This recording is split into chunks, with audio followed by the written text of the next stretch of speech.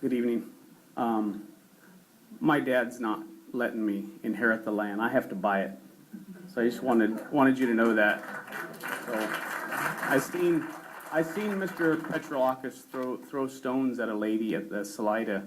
A lady from Del Rio, he called her out, and it was pretty sad actually. And I haven't had a very high view of him after that. I just don't think that's necessary. It seems like we kind of are going two different directions. We need jobs, but yet I hear 20 years, 30 years, 40 years. So we have unemployment rate where it is now. That's not going to help jobs now. That's the first thing I wanted to say. So that seems odd that we say jobs, and we have an unemployment now that's, someone told me 18%, but I think it's only 12 or whatever it is. But yet we're not going to develop it for 20 years or 30 years. Someone even said 40 years. So that doesn't help us right now. The other thing I was confused about, and I actually asked Bill about it, and maybe someone can answer me. The protest vote. The protest vote would be after we go through all the processes, I believe. After it comes back from LAFCO or before it goes to LAFCO, there's a protest vote for the area affected. Is that correct? It can be. State your name too, please. Todd Heinrich. Okay, thanks. Thank you.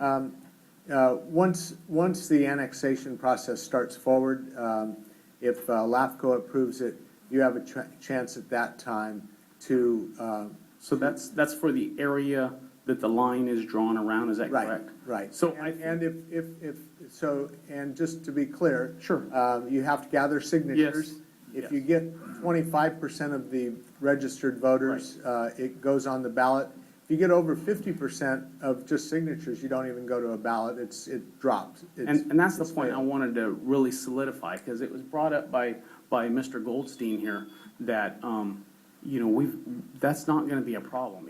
It's going to be a slam dunk, so to speak. That the people are not going to go for that. So I just wanted to make sure you guys understood that what you're doing right now is there's no end to it unless there's something I'm missing.